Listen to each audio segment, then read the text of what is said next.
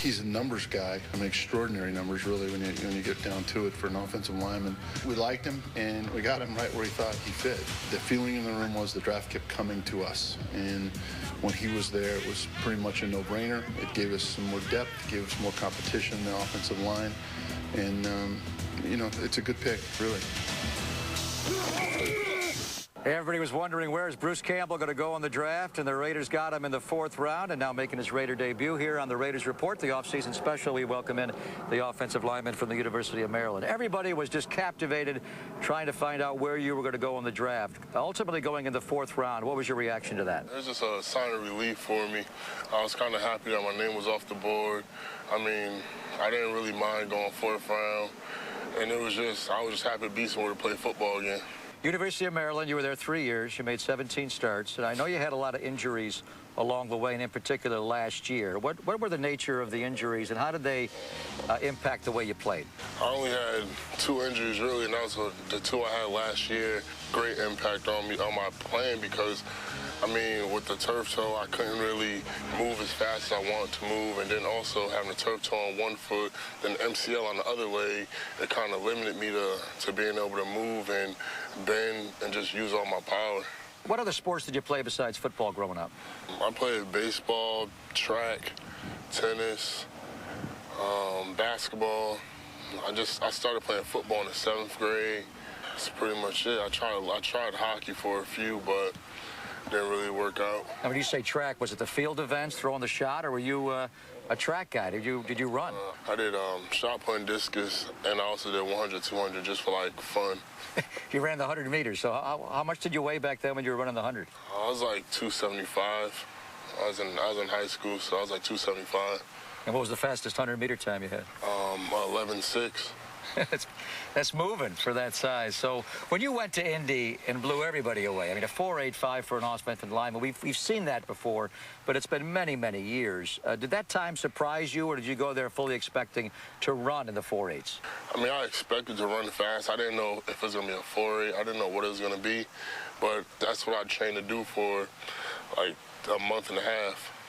You know, a big reason for the Raiders, I think, are excited to have you is they have a head coach here who's got a background in your area. He's a former offensive line coach, and I think he's excited. Just being here for a few days, the coaching you get in the NFL, I mean, obviously, it's the best of the best. Do you see yourself as somebody who could really take your game and took what you did at the University of Maryland and now really expand it with the coaching you're going to get here? Yes, I do, actually. The coaches always coach me up on technique and leverage because that is my weakness, and I really appreciate having Coach Cable as my head coach because he knows offensive linemen, and he pretty much can just talk to me whenever I need to talk to him, but mostly go to my offensive line coach, and everything is there. The University of Maryland, you played predominantly left tackle, is that right? Yes, that's the only thing I played.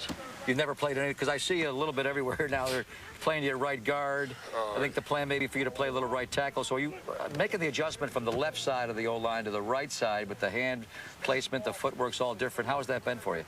Hey, I'm a football player, so, I mean, the transfer is just like, okay, I'm just playing football still, but for footwork and stuff, every once in a while I still get mixed up. I'm like, oh, watch it, Bruce, like, you know, but, I mean, I'm going to get used to it. From the East Coast coming out here, you excited about a whole new chapter in your life coming out here? Yes, I am. I'm still in my East Coast time, kind of. I catch myself all types of the day, like, well, I'll usually be napping right now or something like that. But, hey, I'm getting used to it once I get out here. I mean, it's beautiful. What did you know about the Raiders before they drafted you? I knew what they were like. That is a mean team. Like, they were just mean and nasty, so I felt like that's where I belonged anyway. Have you seen that in your first mini camp here? You got some mean teammates here, mean and nasty guys? Yeah, we do. But everybody's pretty chilled right now. I could tell, I see the swagger of some people, and I could tell there's some nasty guys once you get going, once they get to another team, once they get in the game. All right, Bruce. Good to meet you, man. Welcome to the Bay Area and the Oakland Raiders. Thank you. And it's Bruce Campbell, the Raiders' 4th-round draft pick. We mentioned earlier Tom Cable. Very excited to get him in the draft. We're going to come back with more on the Raiders Report, the off-season special, in just a moment.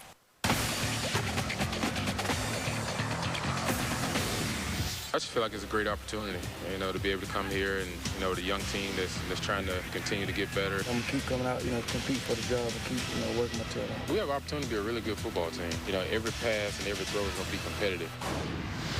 Well, the Raiders obviously bringing in Jason Campbell, and now very deep and very talented a quarterback with Jamarcus Russell, Jason Campbell, joined by guys who have made a lot of starts in the NFL in their respective careers, Kyle Bowler, Charlie Fry, and Bruce Gradkowski. They were all together last weekend for the first time, the first off-season minicamp of the year. For an update on what happened last weekend, here's Raider head coach Tom Cable with Jeanette Thompson.